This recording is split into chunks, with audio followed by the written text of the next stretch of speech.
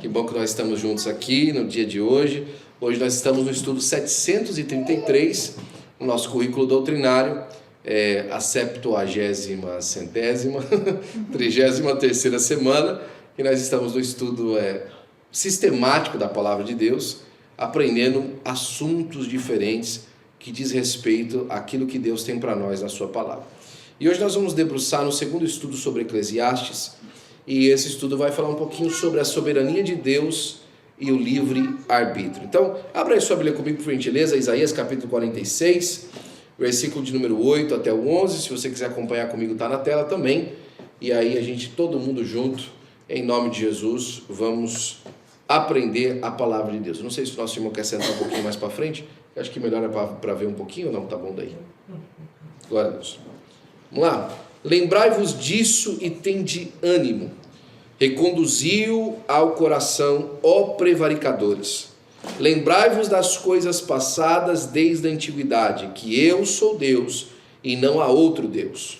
Não há outro semelhante a mim, que anuncie o fim desde o princípio e desde a antiguidade as coisas que ainda não sucederam. Que digo, o meu conselho será firme e farei toda a minha vontade. Que chamo a ave de rapina desde o oriente e o homem do meu conselho desde terras remotas. Porque assim o disse e assim acontecerá. Eu determinei e também o farei. É interessante que o livro de Isaías, nesse período dele, já está tratando do segundo tratado de Isaías, né? Isaías, você sabe que ele é dividido em duas porções, nós vamos falar de Eclesiastes, fica tranquilo. Mas ele é dividido em duas porções bastante interessantes. Você tem até o capítulo 39, e depois do capítulo 39 em adiante, até o 66, foi selado. E ele foi aberto só durante o exílio.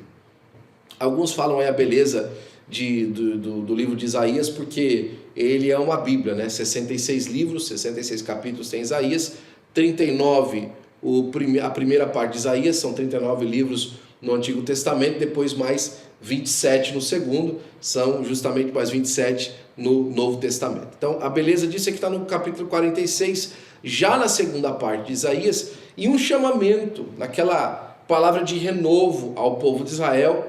Eles foram ali alimentados por essa palavra durante o exílio, e fez parte de todo o recomeço do povo de Israel depois do exílio. E aqui ele vai fazer uma pausa bastante poética, mas ao mesmo tempo filosófica. E é justamente o debruce que nós vamos fazer, né, a maneira como nós vamos hoje agregar ao livro de Eclesiastes. Ele vai falar o seguinte ali, ó, olha, lembra disso e que isso dê ânimo a vocês. Vamos fazer uma memória aqui. E que essa memória traga ânimo a vocês. Reconduzir isso ao coração, ó prevaricadores. Ou seja, ele está falando justamente a um povo que por algum tempo não observou a palavra, e agora está falando o seguinte, vocês precisam de fazer um caminho de volta a esse pensamento no coração. Primeira pausa. Você já passou alguns períodos na sua vida que você não reconheceu a maneira como você está pensando sobre aquilo? Falou assim, rapaz, eu não era assim. Ou de repente você passa por uma crise muito grande, ou uma frustração muito grande, né? Algumas pessoas falam assim de uma maneira mais novela das 8, né? Eu não acredito mais no amor, né? Por causa de algum problema que passou, por causa de alguma situação que teve, né? Por diversas vezes, principalmente a gente que fez essa travessia grande, já numa idade adulta, né? Ainda que talvez jovem, mas já numa idade adulta, né? Nós não éramos crianças quando chegamos nesse país. Muita coisa na nossa mente mudou, né? Tem muita gente que era sonhadora, tudo era Deus na vida da pessoa. Não, porque eu cheguei aqui foi Deus, porque eu pisei aqui foi Deus, porque olha, quantas vezes a gente já ouviu esse testemunho, né? Principalmente a minha esposa que trabalha com a questão de imigração, né? A pessoa passa lá na imigração e o guardinha só olha ela e carimba, minha irmã, foi Deus que fez eu passar lá na imigração desse jeito. Porque olha, não me perguntaram nada, Deus é que calou a boca do guarda, tal, tudo era Deus. Mas agora, né, tudo é o dólar. Tudo é o que paga, tudo é o que ela conseguiu, tudo é a coragem dela, tudo é a gana dela, né? Aqui o nosso texto inicial, para falar sobre que Deus é quem está fazendo as coisas, está pedindo assim, pessoal, olha, reanima seu coração com isso aqui, reconduz isso até o seu coração, que tudo quem faz é Deus. As portas que você tem abertas, foi Deus que abriu. As portas que você tem fechada, foi Deus que abriu, foi Deus que fechou. Né? Foi tudo Deus que fez. Né? Esse assunto sobre a questão da soberania de Deus e o livre-arbítrio é muito sério e afeta a nossa realidade. Seria até muito difícil de entender. A verdade é que nós não devemos confiar em nós mesmos para chegarmos a uma conclusão pessoal sobre essa questão. Isaías 46, versículo 9, que a gente leu, lembrai-vos das coisas passadas desde a antiguidade, que eu sou Deus e não há outro Deus, não há outro semelhante a mim. É uma necessidade, irmãos, das vezes a gente observar além do tempo da nossa vida, para perceber o tanto que Deus é poderoso. Né? Às vezes quando a gente observa o tempo da nossa vida tal, alguém pode fazer como o Abacuque fez, violência. E parece que Deus não faz nada, né? Mas se a gente olha no passado, a gente vê que ciclicamente, tempo após tempo, etapa após etapa, momento após momento, Deus visita as pessoas e visita as gerações com o seu poder e os seus limites. Deus dá limite às coisas, né? Ninguém, irmãos, na terra tem poder para fazer o que quer. Deus dá limite às pessoas. Dá limite ao mar, irmãos. Dá limite ao diabo, né? Olha, você pode fazer o que você quiser com Jó, mas a vida dele você não toca. Deus é quem dá limite, né? E nós às vezes observamos no tempo da nossa vida e falamos assim, onde é que estão os limites de Deus? Talvez a nossa geração não vai conseguir observar, mas a geração futura vai ver. Olha, naquele período, assim, da história da América, Deus colocou os seus limites aqui, ali e ali. Talvez a gente não consiga observar, mas se eu e você, por exemplo, observarmos a Segunda Guerra Mundial, facilmente hoje nós conseguimos ver os limites de Deus. Olha, isso aconteceu, aquilo outro aconteceu, mas Deus colocou os seus limites. Né? Hoje eu assisti rapidamente, durante a tarde, um documentário sobre Winston Churchill, e ele tentando convencer o presidente Roosevelt a entrar na guerra, e ele não queria de jeito nenhum. Né? Não queria de jeito nenhum. Mas Deus tinha a sua intenção para trazer derrota ao intento sem limites de Hitler na Europa. E abriu uma oportunidade para que a América entrasse na guerra. Agora é bonito, né? Que no final daquela reunião, antes do Roosevelt entrar, no dia de manhã, depois isso era reunião, acho que no sábado à noite, no domingo de manhã fizeram um culto no navio de guerra. Né? E Marching Soldiers from the Lord. Foi o que eles cantaram no culto de manhã, e receberam uma palavra de um pastor. Né? Deus está no controle das coisas, irmão. Deus está no controle de tudo. E aqui eu quero dizer uma coisa para você. Se Deus está no controle das grandes coisas, você acha que Ele não está no controle da sua vida e daquilo que você quer que aconteça para você de bom, para a glória do seu nome? E aí a gente chega a uma pergunta aqui que talvez seja até pequena, mas ela pequena no sentido de pequena para nós entendermos isso, né? Nós somos pequenos para entender isso, né? Mas a primeira pergunta aqui que o nosso pastor Emerson faz no nosso estudo de hoje, quem escreveu esse estudo, lá de Washington, D.C., é o pastor do Biden, né? E parece que a congregação dele está para mudar de ovelha, né? Porque agora ele vai ser pastor do Trump, né? Então esse o Trump fica na linha, né? E o nosso querido pastor Emerson, ele faz o seguinte: o que significa ser Deus, né? Deus para a gente dá uma luz do que significa ser Ele no versículo 10 de Isaías 46. Ele diz que ser Deus significa poder anunciar o fim das coisas desde o princípio. Ser Deus significa que desde a antiguidade as coisas que ainda não sucederam, Ele já sabe que vão suceder. Ou seja, Ele estabelece as coisas, como as coisas terminam, muito antes delas acontecerem. Não tem nada fora do controle de Deus.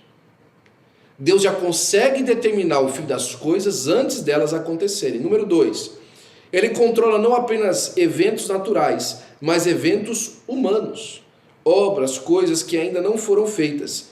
Eu sei que estas ações serão muito antes de serem feitas. Ele já sabe o que vai acontecer muito antes de serem feitas. Essa semana eu ouvi alguns testemunhos, eu vou contar conforme a gente for passando. O primeiro deles, um irmão que estava, no Rio de Janeiro, viu? Mas ele estava lá no Rio de Janeiro e ele estava passando por um lugar meio que complicado de passar e ele foi assaltado. E naquilo que ele foi assaltado, a pessoa se irritou com ele e apontou a arma na cabeça dele para executar ele. E a pessoa começou a apertar o gatilho e não saía bala, né? E aí ele tirou o pente da arma, botou de volta, engatilhou, continuou apertando e a arma não disparava. Sem safety, sem nada, a arma não disparava.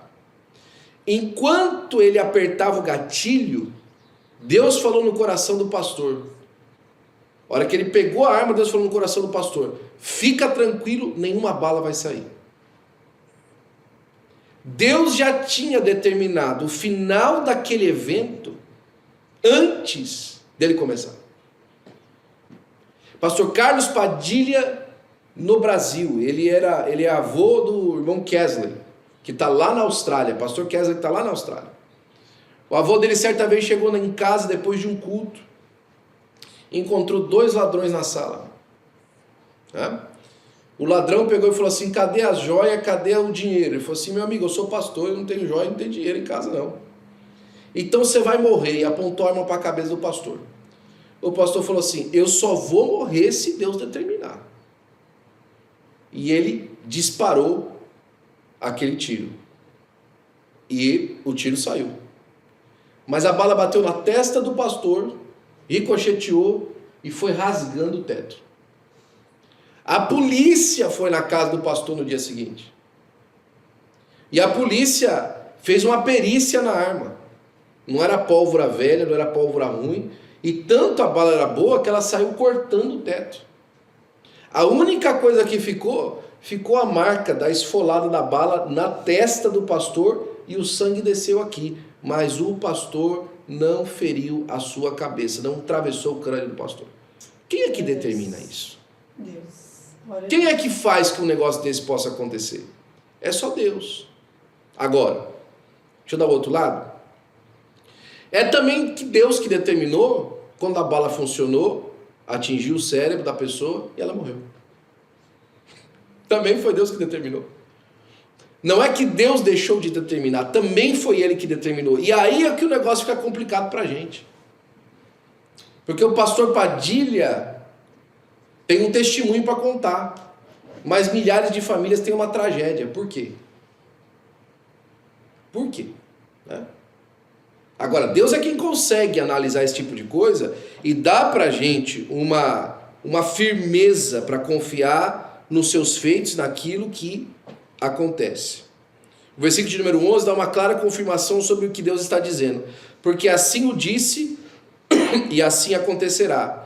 Eu determinei e também o farei. Aqui, o pastor Roberto Bueno gostava muito de falar isso, e eu aprendi com ele, né? Alguns teólogos, eles gostam de fazer o seguinte: quando a gente fala assim, olha, e Deus disse, haja luz, e houve luz, né? Eles gostam de explicar, né? Não, porque aí os prótons e a matéria se juntaram, e aí o fogo começou a pegar, e foi uma fisão de elementos que aconteceram e tal. O pastor Roberto falou assim, olha, eu acho muito bonito quando a pessoa fala assim, mas para mim, na minha cabeça mais simplória, é que quando Deus disse que haja luz, o universo teve que se virar para ter luz. Porque Deus disse, acontece. E é esse o motivo, por exemplo, porque, e se você puder, coloque isso na tábua do seu coração. É por isso que Deus não pode mentir. Sabe por que Deus não pode mentir? Porque se Deus falou, já não é mentira. Se Deus pronunciou alguma coisa, o fato de Deus falar alguma coisa, se aquilo não existia até então, só porque Ele disse, passa a existir. Esse é o tamanho do poder de Deus. Se Deus fala alguma coisa, é por isso que o centurião, naquela fé dele, né, Ele disse assim: fala só uma palavra, e o meu servo vai ser curado. Porque ele sabia da ordem espiritual, de autoridade, que o fato de Deus falar alguma coisa era já suficiente para que aquilo que foi dito passasse a ser. O primeiro milagre de Jesus, se eu não me engano, em Marcos, no capítulo número 1, versículo de número 40, é um leproso que chega a se ajoelhar diante de Jesus e fala assim: se o senhor quiser, eu posso ser limpo. Ele se ajoelha já diante de Jesus. E aí Jesus olha para ele e fala assim: quero ser limpo. E ele foi limpo. É por isso que ele não pode mentir, por conta dessa determinação eterna de Deus, de o fato dele falar acontecer as coisas, né? O que eu falo se realizará, e é porque elas estão no meu propósito e porque eu mesmo os cumpro. Deus tem um propósito em todas as coisas. E aqui está a segunda parte sobre falar, sobre o fato de Deus poder fazer todas as coisas. Deus tem um propósito em tudo. E aí eu volto para você, há 2 minutos atrás, sobre quando eu falei da questão do tiro da cabeça do pastor Padilha e dos outros tiros que pega. Deus tem um propósito em todas as coisas, né? Nós medimos a vida, irmãos, nós medimos a vida por tempo, né? E para nós uma vida bem vivida é uma vida que muito tempo viveu, né? Para nós vida bem vivida é isso, quanto tempo a pessoa viveu. Para Deus não é. Para Deus uma vida bem vivida é que propósitos ela cumpriu. Eu conheço a história de um missionário. Ele foi missionário da Inglaterra, e ele foi para a Índia e foi para a Arábia. Ele morreu com 26 anos de idade, e aos 26 anos de idade, na época de 1700 e pouco, ele já tinha traduzido a Bíblia, o Novo Testamento, para 2 línguas, para o Hindi e para o Farsi, aos 26 anos de idade. Aí alguém fala assim: morreu tão jovem. Deus recebe ele na glória e cumpriu o seu propósito, meu filho, né? Tem gente aí com 90, 100 anos de idade que não cumpriu o propósito dele na vida. Ele viveu muito tempo, né? Mas tem gente aí com 80 anos de idade, 90 anos de idade, procurando a eutanásia, alguém ajudar ele a morrer, porque ele não cumpriu o seu propósito na vida. Então Deus não tem as coisas pelo tempo que elas existem, mas pelo propósito que elas cumprem. O Senhor Jesus Cristo morreu jovem, 33 anos de idade, mas ao morrer, Ele salvou todos nós, cumpriu o seu propósito. Glória a Deus. Né? Eliminou o problema mais difícil da humanidade, aos 33 anos de idade. Não é verdade? Ressuscitou, né, pastor? Pois é. E eu e você não vamos, não? E eu e você, se terminarmos a vida agora, não vamos ressuscitar, não? Né? O pastor Chen, se eu não me engano, eu esqueço o nome dele sempre. Não é Jack, não. Francis Chen, thank you, meu amor. Pastor Francis Chen, ele gosta de pegar uma analogia, ele pega uma corda, ele deixa aquela corda sair do púlpito. E ele pega só a ponta da corda e ele enrola ela de vermelho, né? Ele falou assim: essa aqui é a vida do homem. O homem começa um dia e ele nunca vai deixar de existir. Todos nós estamos no caminho para a eternidade, seja a eternidade com Deus ou sem Deus, mas todo mundo é eterno. Todo mundo tem uma eternidade que o aguarda, ou a eternidade no lago de fogo, ou a eternidade da glória de Deus. Todo mundo. Mas ele fala o seguinte: olha, só que nessa vida que representa essa corda, a gente se preocupa só com essa parte aqui enrolada com fita vermelha. 80, 100 anos de vida. E se esquece do resto que a gente tem. Quando Deus trabalha, quando Deus faz alguma coisa, Ele tem propósito, Ele está olhando a big picture das coisas. E por mais que para nós, em um momento específico, seja doloroso, Deus sempre olha o propósito maior, que até mesmo aquela momentânea dor, como Paulo fala, vai acrescentar a gente peso de glória. Porque se algum de nós experimenta a glória aqui na terra, muito mais é a glória do céu. Glória a Deus. E Deus faz isso através do seu propósito, né? E por isso que, aí o pastor começa falando aqui, né? Deus não é um vidente ou um adivinho.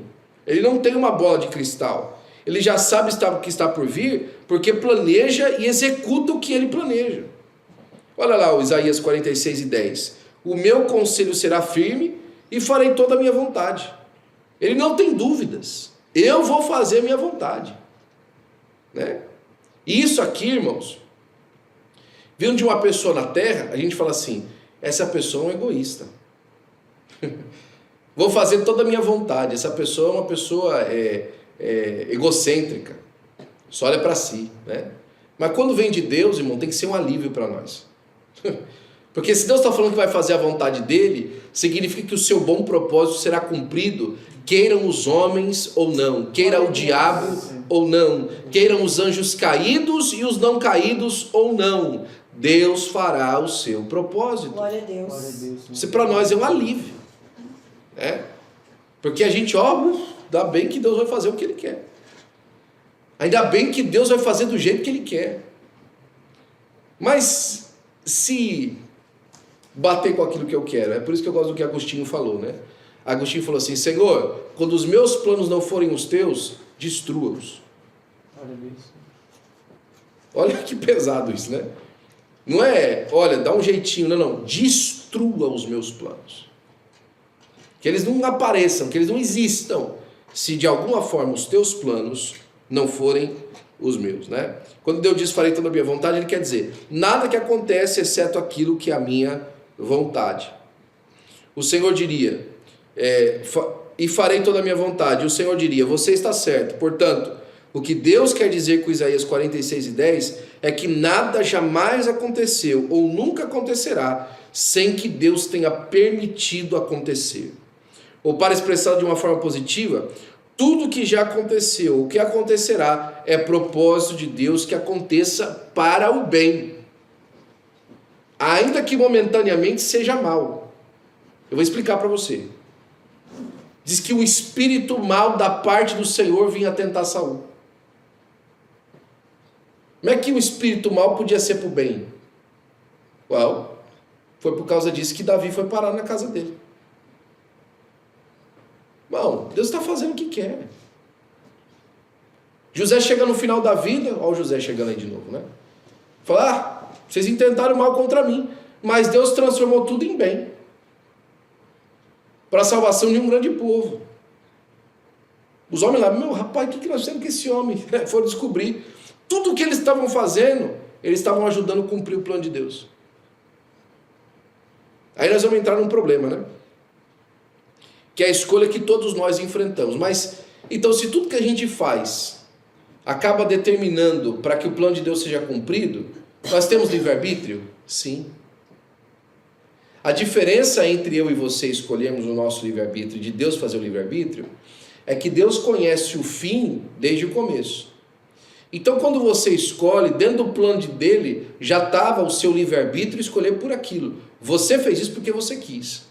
Mas Deus já sabia o que ele faria para que mesmo sobre a sua decisão, o plano de Deus dele fosse cumprido. É aí que está o problema para nós. É aí que o calvinista e o arminiano brigam. Porque o calvinista fala isso que é livre agência. E Deus fala, não. Se fosse livre agência, quer dizer que Deus fez você errar. Mas se é livre-arbítrio, é que você fez o que você quis, mas mesmo assim Deus prevaleceu. E aí, sabe o que acontece? Deus está isento do seu sangue, porque Ele enviou Jesus para te salvar, até mesmo do seu livre-arbítrio, até mesmo da sua má decisão, né? A extensão da soberania de Deus pode ser difícil de entender para alguns, é para mim também, né? Vamos nos afastar de todos os nossos planos e louvar o poder e a graça de Deus, e nos submetemos a alegrias, alegres à sua soberania absoluta, ou vamos endurecer o nosso coração e resistir a Ele? Porque aí fica uma briga, né?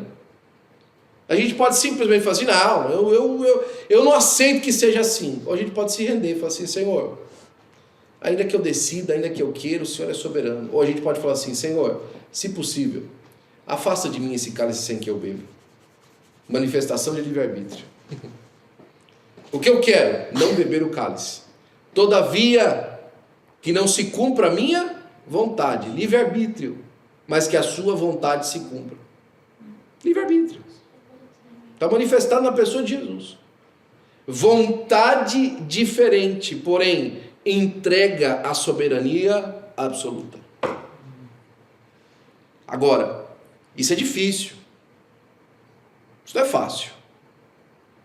Porque a árvore do conhecimento do bem e do mal justamente envenenou a nossa capacidade de aceitar o plano de Deus como melhor que o nosso. Sabe aquela história, cada cabeça uma sentença? É um dos ditados populares mais reais que existem. Porque a nossa única esperança de sucesso em nossos planos, nossa única esperança nos tempos de sofrimento, é pensar justamente que o Senhor é soberano, né? Queremos deixar bem claro que nada do que você está prestes a ler e seguir, por mais difícil que pareça, as nossas mentes limitadas, seres humanos, anjos e demônios, precisam fazer o que Deus ordena. Deus nos deu uma vontade. Como faremos uso disso faz a diferença eterna.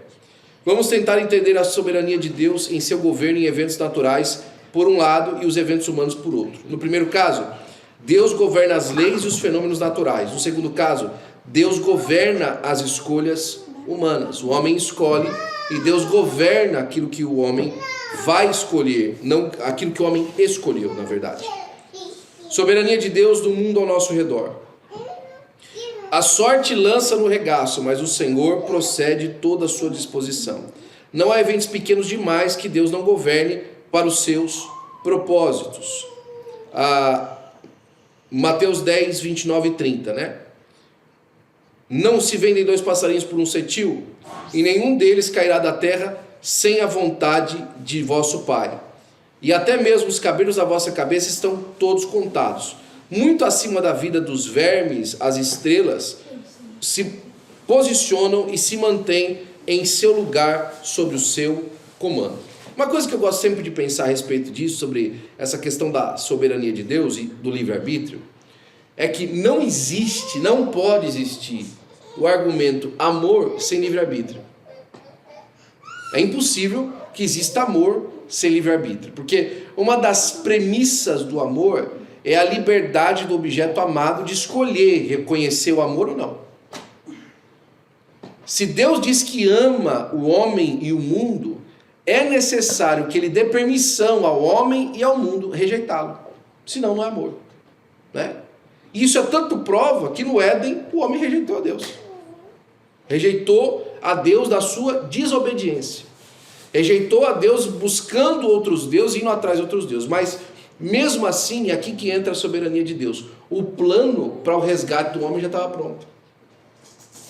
É que está a soberania de Deus encontrando o livre-arbítrio humano, né? Isso é muito bonito filosoficamente. E na minha vida, pastor, o que se aplica? Bom, vamos lá. Na sua vida você tem que saber que Deus está nos detalhes. Eu gosto sempre de lembrar isso aqui, né? A irmã Nanete falou isso durante o nosso Thanksgiving, eu gostei muito. Às vezes nós celebramos e nos deslumbramos na bondade de Deus nas questões grandes da vida, não é verdade? Olha, o milagre que aconteceu, a porta que se abriu, a pessoa que me abençoou, o fulano que me deu $1 milhão no banco, né? O Bitcoin que subiu, eu estava bem na hora que eu precisava, tal, né? $104 mil hoje, irmão. Pensou? Que bênção, né? Bem na hora que eu precisava, isso aqui chegou e tal. E, irmão, isso tudo é verdade, é uma bênção mesmo. As bênçãos de Deus que a gente reconhece, o milagre de Deus, o socorro de Deus. Mas e aqueles milagres que a gente às vezes não toma por acontecido, né? Você percebeu que o sol nasceu hoje de novo, do mesmo jeito que ontem? E ele se pôs de novo, né? E nada mudou. Nada mudou sobre essa firmeza de Deus, de manter as coisas no seu lugar. Você percebeu que o chão continuou debaixo do nosso pé e o céu em cima da nossa cabeça? Que a gravidade continuou valendo o seu valor? E por mais que as pessoas... Não, mas isso aí está estático, isso é uma questão de lei, etc. E quem estabeleceu as leis? Isaac Newton, ele escreveu mais sobre teologia do que sobre física. Ele era crente, Isaac Newton. E ele falou assim: eu consigo crer nas leis da natureza porque eu consigo crer num eterno legislador. Glória a Deus. É por isso que eu creio nas leis da natureza, porque tem um legislador que é eterno. E essa legislação eterna de Deus, nos detalhes da nossa vida, que te faz despertar pela manhã, o fôlego de vida, o socorro de Deus quando você estava dormindo. Quantos ataques você podia ter sofrido? O lugar que você mora, as coisas que você já tem com o milagre de Deus, você não perdeu nada do que você tem hoje, né? Percebeu que você não bateu o carro de novo? E que se alguém bateu o carro está vivo? Ou que se alguém morreu hoje, ele cumpriu o propósito dele na vida? Que Deus deu um limite para isso? Todas essas coisas, irmãos, apresentam Deus nos detalhes. Até mesmo das coisas que lutam contra nós, nas coisas que nos afetam, que nos ferem, apresenta Deus os detalhes, por mais difícil que seja, e são. E são. Coisas absolutamente difíceis de lidar, né? Estamos passando por um momento difícil na nossa família ministerial e na nossa família de amigos mais próximos, né? Pessoa querida, uma das nossas vós aí, de todos nós, né? Passando por um problema de saúde terrível. E a gente recebendo cada dia um diagnóstico diferente do progresso da situação. Aquilo fere o nosso coração. Deus está nos detalhes. Ela chegou no médico, o médico fez o exame, olhou o exame dela, completamente tomado pela doença. Olhou para ela e falou assim: como é que a senhora está de pé? A senhora não está sentindo dor? Não. Deus está nos detalhes. Deus está nos detalhes estendendo a mão. Deus está nos detalhes dando oportunidade, ajudando. Deus está nos detalhes segurando a nossa mão para não cair. Deus está nos detalhes. Deus é soberano, irmãos. Deus não é pego de surpresa. Nós, na nossa decisão, decidimos alguma coisa. Rapaz, eu não imaginava que isso acontecesse. Isso não acontece com Deus. Deus não é pego de surpresa, né? Aleluia. Deus não chegou, Deus Pai não chegou para Jesus. Uau, rapaz, deu certo, né? Não existiu isso, irmão, né? Se encontraram, rapaz, não teve isso, irmão. Não teve isso. Alegria, absolutamente. Gozo eterno, absolutamente. Isaías 53 fala: o trabalho da sua mão ele verá e ficará satisfeito. Agora, olha quando Isaías falou isso. 600 anos antes. Que Jesus ia ver o trabalho das suas mãos e ia ficar satisfeito. Ou seja, já estava contando da satisfação do Messias antes mesmo dele vir ao mundo. Glória a Deus. É o trabalho que Deus faz, irmãos, né? Quando Deus nos promete o céu, quando Deus nos promete até mesmo o sofrimento. É interessante isso, que a gente ama as promessas de Deus, não é verdade, não é? São promessas maravilhosas. E a promessa que ele fez? No mundo tereis aflições. Isso é uma promessa de Jesus. Você já parou para pensar que isso é uma promessa de Jesus? No mundo tereis aflições. Ele está prometendo para a gente. Quando ele falou para Pedro: olha, o diabo pediu para peneirar você como trigo. Olha, aconteceu. E aí a gente quer que Jesus fale, mas eu falo assim: não vai peneirar ele não. É isso que Jesus fala? Não. Mas eu pedi ao Pai para que a vossa fé não desfaleça. O que ele quis dizer? Você vai ser peneirado como trigo, Pedrão. Você pode ficar tranquilo que vai acontecer. Já sua sentença foi lavrada que você vai ser peneirado. Agora, eu pedi ao Pai que o mais importante permaneça, que a sua fé permaneça. Glória a Deus. Você continue confiante no meio da peneira, para a glória do nome do Senhor Jesus Cristo, né? Olha que interessante isso aqui, capítulo 4, até anotei aqui no meu estudo, né? Isso aqui é Deus falando com Moisés falando assim: eu sou gago, né? Pesado de língua, eu não quero ir. Ao versículo de número 11. E disse o Senhor: quem fez a boca do homem? Né? Ou quem fez o mudo, ou o surdo, ou o que vê, ou o cego? Não sou eu o Senhor? Isso aqui parece duro, né? Senhor, quer dizer que o Senhor fez uma pessoa cega? Quer dizer que o Senhor fez uma pessoa muda, Senhor? Por que o Senhor fez isso? Por que o Senhor fez isso, né? Aqui, Deus não está falando assim simplesmente o cego, aquela pessoa que é cega. Mas a possibilidade de cegueira estava no bojo da criação, por conta do pecado. Estava lá. Estava lá a possibilidade. E Deus nos ensinar através dela. Lembra de Jesus passando lá no capítulo 8 de João? Ele passou e viu um cego de nascença e começaram a ponderar quem pecou E aí Jesus falou, no caso daquele cego, ninguém pecou. Foi para que se manifestasse a glória de Deus. Você sabe por que a gente dá graça a Deus pela nossa visão? Você sabe por que a gente dá graça a Deus, irmãos, pela nossa voz? Porque existe o cego. Porque existe o mudo. A gente aprende a dar valor, irmãos. Às vezes Deus manda situações na vida das pessoas para que nós aprendamos a dar valor. Agora, fique tranquilo. Deus é soberano e sabe o que está fazendo. E aí é que o problema da soberania de Deus enrola a gente. Porque para a gente não faz sentido Deus usar a vida de uma pessoa para didática nossa. Mas não é simplesmente tão simples assim. É que Deus está trabalhando em todos os detalhes. Um dos hinos mais lindos da harpa cristã, das passagens dos hinos mais lindos, foi uma cega que escreveu. Né? Se eu não me engano, aquele exilado. Passarinhos, belas flores. Ela era cega. Querem me encantar. São vãos terrestres esplendores, mas contemplo o meu lar. Já pensou? Você já pensou? A esperança dessa mulher, quando eu chegar no céu eu vou ver. A primeira coisa que eu vou ver na minha vida vai ser o rosto de Jesus. Aleluia. A gente não entende isso, faz dificuldade para nós entendermos, mas Deus está trabalhando nos detalhes para a glória do seu nome, né? Pedro, capítulo 4, primeira carta de Pedro, capítulo 4, versículo 19. Portanto, também os que padecem segundo a vontade de Deus encomendam-se-lhe a sua alma como ao fiel Criador, fazendo bem. Quer soframos por uma circunstância ou pela maldade dos outros, é Deus quem finalmente decide se viveremos ou se morreremos. Sadraque, Mesaque e Abednego. Olha, rei, é o seguinte, a gente não vamos nem discutir esse propósito com o senhor. Nós não vamos entrar no mérito com o senhor, tá bom? Vamos aqui encurtar a conversa, né? O senhor pode aí, não precisa nem chamar o pessoal aí de novo, tá, para tocar, acabou.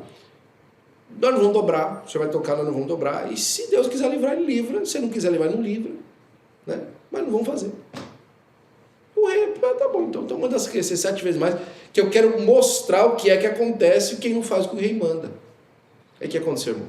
Deus livrou. Agora, quantos irmãos morreram na arena? Não é? Essa disposição, irmãos, é a que é a diferença. Nós gostamos de contar do milagre, mas nós esquecemos da disposição, da confiança na soberania de Deus. Dessa confiança absoluta de que Deus vai fazer alguma coisa. Né? Nós falamos a respeito de João, que João escapou pelo menos 2 vezes da morte, o apóstolo João, mas ele morreu velhinho em Patmos. Morreu. Né? Há pouco tempo atrás acharam a urna funerária, que acredita-se ser de Lázaro. Lázaro que Jesus ressuscitou, né? E na urna funerária dele, o Lázaro, depois que ele ressuscitou e o evangelho se expandiu, a tradição conta que ele foi bispo em Chipre, da onde Barnabé era, né? José de Chipre, chamado também conhecido por Barnabé era. E Lázaro foi bispo lá em Chipre, e acharam a urna funerária em Chipre, a urna funerária de que se acredita ser de Lázaro. E na urna funerária está escrito assim: Lázaro, amigo, morto 2 vezes, amigo de Jesus. Por fim, Lázaro morreu, né? Mas ele passou pela ressurreição, experimentou da soberania do Messias, do Senhor nosso Deus, através da vida dele. Então nós sempre estamos experimentando de Deus e da soberania de Deus nos seus detalhes. Olha Jó, por exemplo, declarando essa soberania do Senhor lá em Jó 1:21. Nu eu saí do ventre da minha mãe e nu tornarei para lá. O Senhor Deus, o Senhor deu e o Senhor tomou. O que eu posso fazer? Bendito seja o nome do Senhor. Eu vou colocar aqui meu coração como agradecido pelo que eu vivi, pelo que eu experimentei, pelo que eu tive de situação, de tempo, de desfrutar disso ou daquilo, né? Irmão, isso aqui não é uma receita de facilitar a situação. É um convite a observar de uma maneira diferente. Isso aqui não é uma colher de açúcar na limonada. É ao aprendizado, a aproveitar o azedume do limão. Essa é a diferença. Eu não estou aqui simplesmente falando assim para você, olha, essa luta vai passar, quem te viu passar na prova e não te ajudou. Não, não é você botar açúcar na limonada. É você aprender que existem propriedades benéficas na limonada que você está tomando. Por mais que não pareça, por mais que seja impossível para você que isso seja uma realidade hoje. É. E Deus está falando conosco a respeito disso, né? A soberania de Deus às ações humanas. Quando olhamos o mundo natural, consideramos as ações humanas e as escolhas humanas, a soberania de Deus, ainda que é incrivelmente presente. Nós podemos votar nas eleições políticas, nos candidatos, porém não se iluda, pois até nisso o resultado vem do Senhor. Somente o soberano pode fazer isso. Olha Daniel 2:21. Ele muda os tempos e as horas. Ele remove reis e estabelece os reis. Ele dá sabedoria aos sábios e ciência aos inteligentes. Não importa quem seja o próximo presidente, ele não governará, mas será governado pela mão de Deus. Glória a Deus. Não tem jeito, irmão. Não tem como ele querer diferente, né? O Judas, coitado. Alguém atrai Jesus. Quando ele assume aquele estado, o estado que ele assume de querer trair Jesus, podia ser qualquer um deles, mas quem assumiu esse estado foi o Judas. Quando Judas assume isso, aquilo que estava determinado sobre o traidor, ele não pode fugir mais. É aquilo. Deus permite na sua soberania e no seu amor por nós, que nós plantemos aquilo que a gente quer. Ok? Você pode plantar o que você quiser. Agora, na sua eterna justiça e na sua soberania, você só vai colher o que você plantou. Não tem jeito. Não tem jeito. É determinado por Deus. Essa aí está, mais uma vez, a manifestação da soberania de Deus está aí. Plantou, irmão, vai colher o que plantou. Judas assumiu o estado da traição. Não tinha outro caminho para ele depois. É por isso que Jesus olhou para ele e falou assim, escuta, aquilo que você determinou no seu coração fazer, vai lá e faz logo. O tempo está correndo para você, meu amigo. Vamos lá. E ele pergunta para Judas, né? Por que você deixou Satanás entrar no seu coração? É como quem diz na sua humanidade, Jesus falando, né? De todos, logo você, meu amigo. Logo você.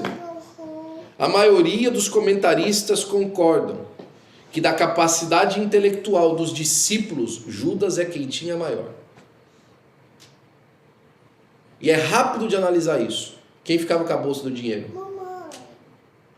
Você entrega a bolsa do dinheiro para quem não sabe mexer com isso aí? Você entrega para o mais inteligente, não é? Fazer conta, ver quanto tem. Olha só que interessante. Não ficou com Mateus, hein? E Mateus era contador de impostos, cobrador de impostos. Ficou com Judas. Olha que coisa extraordinária. Olha a capacidade que Judas tinha. Mas a capacidade dele levou ele cada vez mais à sua humanidade. E aí Satanás entrou no seu coração. Um estado assumido, né? Quando ele se envolver em assuntos estrangeiros, ele não será decisivo, mas Deus será. Até mesmo quando os homens fizerem o seu pior erro sem saber, estão cumprindo a vontade de Deus. Mais uma vez, Judas aqui, né? O pior pecado que já aconteceu fazia parte do plano de Deus, e por esse pecado o homem morreu. A soberania de Deus em cada indivíduo. Deus nos deu então o dom da fé. É interessante isso. Quando a gente fala sobre livre-arbítrio, e aí a gente apresenta a salvação, alguns falam assim, então o homem pode se louvar porque ele tomou uma boa decisão. Tem duas coisas aqui que ele não pode fazer isso por causa de duas coisas. A primeira delas, eu acho que é a mais importante. Você só tem condição de crer porque primeiro existe o evento para crer. Jesus morreu na cruz do Calvário. Se Jesus não tivesse morrido, não tinha como você crer naquilo. Não aconteceu. Nós só temos condição de crer porque o evento aconteceu. Jesus morreu na cruz do Calvário em nosso lugar. E segundo, Deus nos deu capacidade de crer. Deus nos deu a fé para que nós possamos crer. A porção de fé que Ele distribuiu a cada um, está lá, ó. Porque pela graça sois salvos por meio da fé. Isso não vem de vós, é dom de Deus. Não vem das obras para que ninguém se glorie. Ou seja, a capacidade de nós crermos está porque aquilo aconteceu, e em segundo lugar, porque Deus nos distribuiu fé. Deu fé para a gente crer, né? Senão a gente não teria condição de fazer isso. Olha mais uma vez lá aquilo que a gente falou lá no começo, né? No milhão de coisas que acontecem. Vós intestaste mal contra mim, porém Deus tornou tudo isso para bem, conforme o propósito daquele que faz as coisas segundo o conselho da sua vontade. E mais uma vez, para a gente finalizar essa temática da soberania de Deus, Deus determina o tempo de todas as coisas. Eclesiastes deixa isso bem claro. Ele determina o tempo de todo o propósito. Tempo de morrer, tempo de nascer, tempo de plantar, tempo de arrancar o que se plantou, tempo de matar, tempo de curar, tempo de derribar, tempo de edificar. E aqui está algo interessante. Essa determinação desse tempo aqui, nessa linguagem aqui de Eclesiastes, que está no Antigo Testamento, na versão da Septuaginta, que é a tradução do texto hebraico para o grego, esse tempo aqui não é tempo de cronos, não é um tempo cronometrado. É o tempo de estação, de season, que é o kairos. Então, as estações estão determinadas. Tem cronos determinados? Sim, mas principalmente as estações. Aí tem um pastor americano que falou isso uma vez, eu achei isso maravilhoso. Você não pode escolher as estações da vida que você vai viver, mas você pode escolher o que você vai cantar nelas. Você pode escolher como é que você vai cantar. Vai passar. Você vai passar as estações, não tem jeito. E isso se amarra muito bonito no Novo Testamento. Jesus falando para os discípulos: Senhor, é agora que o Senhor vai estabelecer o reino a Israel? Chegou o kairos do restabelecimento do reino, né? E eu gosto de brincar de vez em quando com isso, né? Is it now that we're gonna make Israel great again? Chegou o tempo de fazer Israel grande de novo, né? O slogan de Jesus, né? We're gonna make Israel great again. Ou então, né? Yes, we can. O slogan dele, né? Não foi nenhum dos dois. Qual que é a resposta de Jesus para os discípulos? Não vos convém saber os tempos e as estações que o Pai estabeleceu pelo seu próprio poder. O que ele quer dizer com isso? Olha, lembra lá, tempo de matar, tempo de viver, tempo de plantar, tempo de arrancar o que se plantou, está determinado pelo Pai. E não convém vocês, não é saber, é manusear.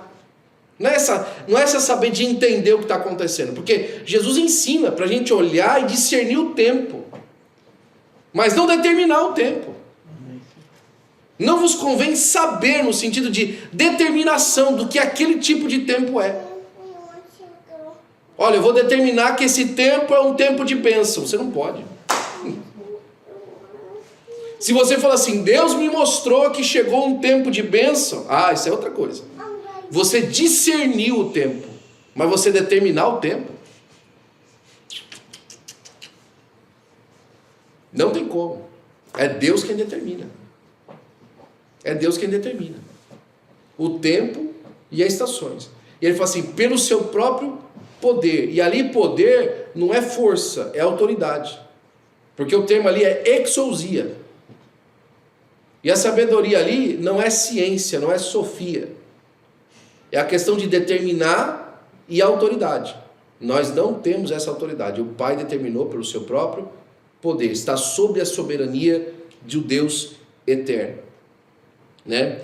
Mas, à luz de alguns eventos que ocorreram durante a vida do homem, de acordo com o plano de Deus, é um esforço inútil o homem tentar mudar a sua sorte, visto que tudo vai continuar acontecendo de acordo com o tempo e o propósito de Deus. É por isso que a continuidade daquele texto, eu quero fortalecer isso na sua alma hoje. Eu quero começar a terminar justamente aqui nos próximos 10 minutos. É aqui que eu quero que você fortaleça o seu coração. Não vos convém saber os tempos e as estações que o Pai estabeleceu pelo seu próprio poder. Porém, mais. Ou seja, isso aqui está determinado. Mas eu vou dar para vocês virtude do Espírito Santo. Olha, o Pai estabeleceu sobre a sua própria exousia, a sua autoridade. Mas eu vou dar para vocês dunamis, poder, manifestação espiritual na sua vida, que vem do Espírito Santo. Para quê? Para que vocês sejam testemunhas. E o que uma testemunha faz? Ela anuncia o que ela viu. Ela diz o que ela viu, como ela viu. Agora, Jesus não está falando de uma visão terrena, está falando de um discernimento espiritual do que aquilo significa. E eu vos darei poder para vocês, pelo Espírito Santo, para vocês sejam minhas testemunhas, primeiro, em Jerusalém. Ou seja, visualizar, viver e abraçar e promover aquilo que Deus determinou, primeiro, em Jerusalém, dentro de casa.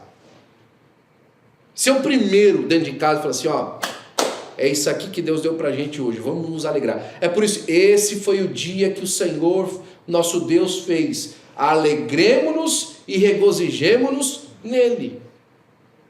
Você percebe o que o salmista está falando? Esse aqui é o dia que Deus fez. Ele está determinando que aquele dia foi Deus que fez. Ele está falando assim, ó, canta nos dias de alegria. Esse foi o dia que Deus fez. Não. Ele já está dizendo. Acordou de manhã, não sei o que vai acontecer. Esse foi o dia que o Senhor nosso Deus fez. Regozijemo-nos e alegremos-nos nele. Eu conheci pastor Laio Dorset, assim, eu acho que foi as 4 horas que eu passei sentado numa lição que eu mais aprendi da minha vida. Até hoje eu fico recobrando momentos daquela palestra desse homem, e toda vez que eu recobro eu sou ensinado de uma maneira mais profunda. Primeira coisa que ele falou pra gente, mas de cara, e pior que a hora que ele começou a falar, eu falei assim, meu Deus do céu, esse homem, quem é esse homem? Eu nunca ouvi falar desse homem, eu vim aqui para ouvir o fulano de tal. Esse homem aí, puxa, enfiaram esse homem na programação e tal, né? Senhorzinho e tal, anglicano. Falei, o que um pastor anglicano tem para falar para um jovem assembleano? Era bem mais novo que hoje, tá, irmão? Naquela época, né? Disse, o que um pastor anglicano tem para falar? Ele, primeira coisa que ele já foi na lata. Vocês querem ser obreiro, pastor? Então tá bom. Nunca se preocupe com a abrangência do seu ministério, se preocupe com a profundidade. Nunca se preocupe quantas pessoas estão te ouvindo, em quantos sites vocês estão falando, quanto é o público que está te assistindo, em quantos canais de YouTube você está. Não se preocupa com isso. Não se preocupa em ser líder de grande igreja, não se preocupa em estar numa cidade importante, não se preocupe com a abrangência do seu ministério, se preocupe com a profundidade dele. O quanto de Deus sua vida tem, o quanto parecido com Jesus você é, o quanto tempo você fala com Deus, o quanto tempo você chora aos pés do Senhor. Preocupe-se com isso. Glória a Deus. Porque se o seu ministério tiver a profundidade que ele precisa, ele vai ter condições de receber a abrangência que ele tem que ter. Nem todo ministério precisa de abrangência, mas todo ministério precisa de profundidade. Eu falei, uau. Glória a Deus. Falei, valeu o ticket. Glória a Deus. Só que aí no final, ele falou assim, eu vou falar para vocês agora um pouquinho sobre disciplina espiritual. E você sabe que esse pessoal tradicional, eles não são assim, emocionados por conta do momento. Ai, Senhor, estou sentindo aqui que eu vou fazer. Não tem essa no tradicional, né? Mas eles nos ensinam muitas coisas. Ele falou assim, todos os dias eu agradeço a Deus por 10 coisas que Deus faz. Eu dou a mão na minha esposa antes de dormir, e eu agradeço por 10 coisas, e ela agradece por 10 coisas. Nós fazemos isso todos os dias, inclusive no dia que a nossa filha morreu. Eu falei, uau! Isso é disciplina. De anunciar, naquele dia triste, Deus é soberano. Irmão, isso não é fácil. Não funciona todo dia, não funciona toda hora. Mas existe um comprometimento pelo Espírito Santo de Deus, de mesmo nos dias escuros, procurar a luz de Cristo que está brilhando. Ele é soberano e ele sabe o que ele faz. Glória a Deus.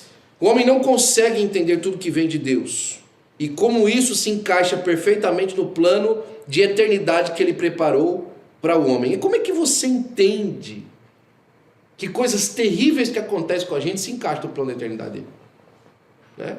Fico pensando no meu pai. Quando meu pai perdeu a sua mamãe, sua mamãe bastante jovem ainda quando partiu para a glória. Encontramos ela 2 dias depois, dentro do banheiro, prendendo a porta do banheiro, e meu avô na casa. Eu não sei, a Águida não chegou, e ele não conseguia ir no banheiro porque ela morreu dentro do banheiro e ela prendeu a porta. Ele não conseguia entrar.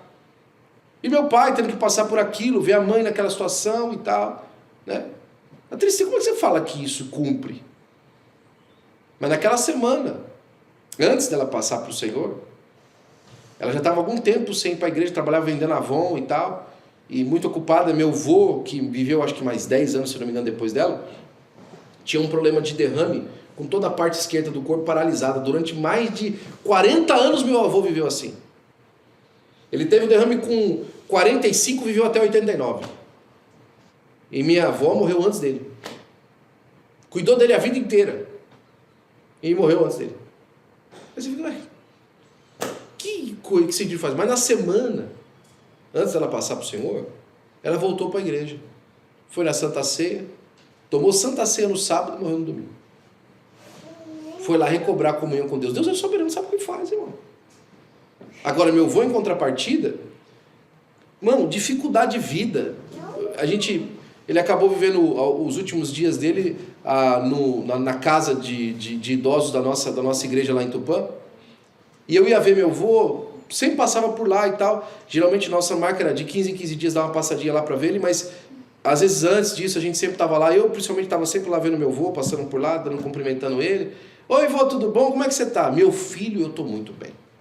Essa noite, mais uma vez, eu vi Jesus. O Senhor Jesus está voltando, filho, se prepara.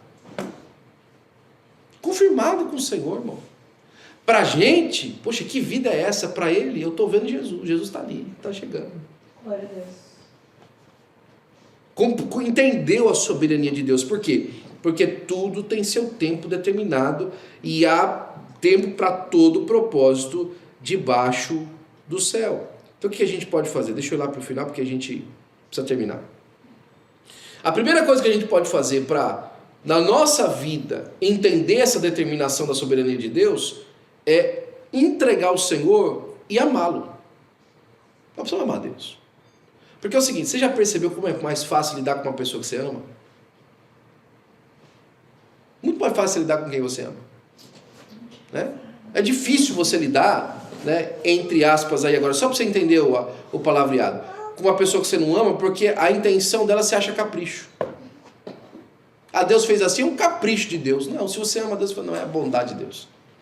É o jeito de Deus ser, é o amor de Deus manifestado na vida dele mesmo. Né? Amar ao próximo. Quem ama a Deus não consegue não amar as pessoas, não tem como. Por quê? Porque quando você olha as pessoas, você vê a imagem de Deus, não tem como não amar a Deus e não amar as pessoas. O próprio João fala isso, né? Como é que você diz que ama a Deus e não ama o seu irmão, né? Se ele está eu amo o seu próximo, se nele está manifestada a imagem de Deus. Gente que fala assim para mim, eu não suporto lidar com gente. Irmão, será que você suporta lidar com Deus? Ou será que se Deus começar a tratar você com esse não suporto lidar com fulano, já pensou? Ixi, não vou entrar nessa ainda. Né? Você precisa de amar até mesmo os inimigos. Ama os seus inimigos. Eu não estou dizendo para você conviver com eles, fazer um jantar para eles na sua casa. Não. Ama eles. Queira o bem deles. Né? Certa vez eu ouvi algum amigo falar assim, rapaz, eu quero que o fulano, mas ele se dê muito bem. Mas muito bem. Né? Na época lá dos 1700 e tal, tinha 2 pastores aqui nos Estados Unidos que as igrejas se brigavam muito, né? E o fulano de tal não gostava do outro pastor e tal, e tinha um monte de problema, de ele foi orar e tal. Deus chamou a atenção dele mais forte mesmo.